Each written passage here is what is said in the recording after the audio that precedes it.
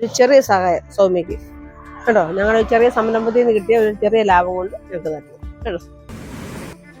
ജീവിതം വഴിമുട്ടിയപ്പോൾ നവജ്യോതിയിലേക്ക് സഹായം ചോദിച്ച പ്രിയപ്പെട്ട സൗമ്യ എന്ന സഹോദരിയെ സഹായിക്കാനായി നവജ്യോതി പോകുന്ന ഒരു കാഴ്ചയാണ് നിങ്ങൾക്ക് കാണാൻ കഴിയുന്നത്.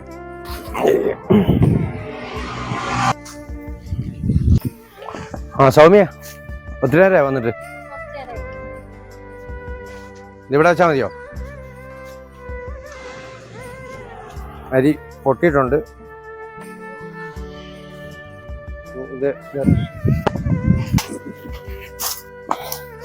നമസ്കാരം സുഹൃത്തുക്കളെ, ഞങ്ങളിപ്പോൾ നിൽക്കുന്നത് കോട്ടയം ടൗണിൽ നിന്ന് മണപ്പുഴയ്ക്ക് പോകുന്ന ബൈപ്പാസ് റോഡ്, അതായത് ഈരാക്കടവിൽ റോഡ്.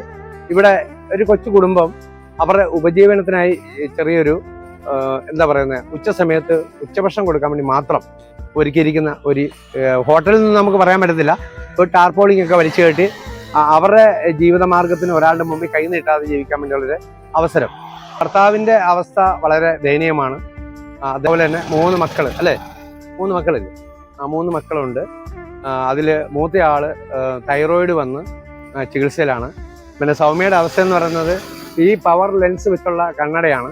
കാഴ്ചയ്ക്ക് വളരെ ബുദ്ധിമുട്ടുണ്ട്. അപ്പോൾ ഈയിടെ എല്ലാം ഈ കട അടച്ചിട്ടിട്ട് ഭർത്താവിൻ്റെ ചികിത്സയായിട്ട് ബന്ധപ്പെട്ടിരുന്നപ്പോൾ തന്നെ ആ കയ്യിലിരുന്ന പൈസ മുഴുവൻ തീർന്നു. കാരണം അദ്ദേഹത്തിൻ്റെ ഈ ചെറിയ കട നടത്തിയ കിട്ടുന്ന ആ വരുമാനം മാത്രമാണ് അവരുടെ ആ കുടുംബത്തേക്കുള്ള ഏക വരുമാനം. അതായത് അദ്ദേഹത്തിന് അസുഖം വന്നപ്പോൾ തന്നെ ആ പൈസയൊക്കെ അതിനുവേണ്ടി ചെലവഴിച്ചുകൊണ്ട് പിന്നീട് ഈ കട മുടങ്ങി. ഇപ്പം എത്ര ദിവസം മുടങ്ങി കിടക്കുന്നു? 1 മാസമായിട്ട് ഇപ്പോൾ ഈ കട മുടങ്ങി കിടക്കുക. അവരുടെ വീട്ടിലെ സാഹചര്യം നമുക്ക് മനസ്സിലാവും. ഒരു ഗൃഹനാഥൻ പണിയെടുക്കാൻ പറ്റാത്തൊരു സാഹചര്യവും അവർക്ക് വേറെ വരുമാന മാർഗ്ഗമൊന്നുമില്ലെന്നതിൽ അവരുടെ ജീവിതത്തിലെ സാഹചര്യം വളരെ ദയനീയമാണ്. അപ്പം ഇങ്ങനെയുള്ള സാഹചര്യം വന്നപ്പോൾ സൗമ്യ നവജ്യോതി അറിയിച്ചിരുന്നു എന്തെങ്കിലും സഹായം ചെയ്യുമെന്ന്. അപ്പം നമ്മൾ മെഡിക്കൽ കോളേജ് ഭാഗത്ത് ചെറിയൊരു ജ്യൂസ് കട തുടങ്ങിയായിരുന്നു. ആ ജ്യൂസ് കട തുടങ്ങിയിട്ട് ഇപ്പോൾ 3ാമത്തെ ആളെയാണ് നമ്മൾ സഹായിക്കുന്നത്. അതിൽ നിന്ന് കിട്ടുന്ന ചെറിയൊരു ലാഭം. അപ്പം ഈ സൗമ്യമൊക്കെ ആഗ്രഹിക്കുന്ന പോലെ എപ്പോഴും ഞങ്ങളും ആരുടെ മുമ്പിൽ കൈ നീട്ടാതെ എന്തെങ്കിലും ചെയ്യണം എന്നുള്ള ആഗ്രഹത്തിന് മേലാണ് ആ ഒരു കാര്യം ഞങ്ങൾ ഏറ്റെടുത്തത്. എന്തായാലും സൗമ്യക്ക് ഈ ഒരു ഹോട്ടൽ, ഈ ചെറിയൊരു സംരംഭത്തിന് വേണ്ടിയുള്ള സൗമ്യ പറഞ്ഞതിൽ കൂടുതൽ സാധനങ്ങൾ ഞങ്ങളിവിടെ ഏൽപ്പിച്ചിട്ടുണ്ട്. എനിക്കൊന്നേ പറയാനുള്ളൂ, ഇവരുടെ സാഹചര്യം വളരെ മോശമാണ്. ഇവരുടെ സാഹചര്യം മനസ്സിലാക്കിയിട്ട് ഈ വഴി പോകുന്നവർ ഉച്ചഭക്ഷണം കഴിക്കാൻ വേണ്ടി ഒന്ന് കയറി സഹകരിക്കുക, അത്ര മാത്രമാണ് എനിക്ക് പറയാനുള്ളത്.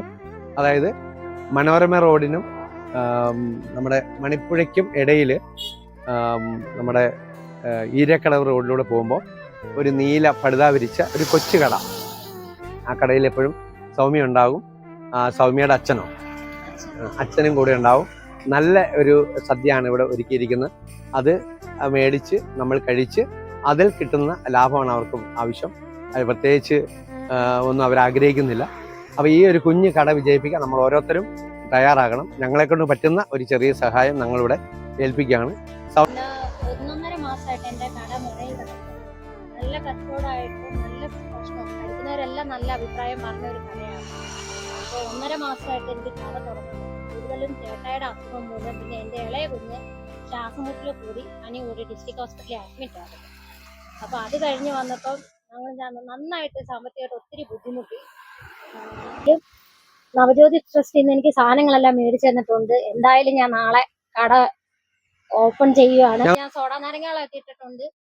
അതൊക്കെ ഒന്ന് വന്ന് കുടിച്ച് എല്ലാവരും പോകുക.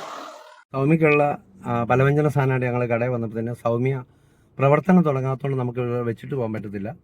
ഇനിയിപ്പോൾ അവർ ഓട്ടോ വിളിച്ച് വീട്ടിൽ പോകേണ്ട ആ ഒരു സാഹചര്യമാണ്. എന്തായാലും ഈ പൈസ ഇല്ലാത്തത് ഒരു ഓട്ടോ വിളിച്ച് പോകുന്നൊരു സാഹചര്യത്തിലേക്ക് ഞങ്ങൾ ഇനി വിടുന്നില്ല. എന്തായാലും ഈ ഒരു സാധനം സൗമ്യയുടെ വീട്ടിൽ കൊടുത്ത് ആ ഒരു ചുറ്റുപാടൂടെ കണ്ടതിന് ശേഷമാണ് ഞങ്ങളിനി മടങ്ങി വരുന്നത്. എന്തായാലും നമുക്ക് സൗമ്യയുടെ വീട്ടിലോട്ട് പോകാം.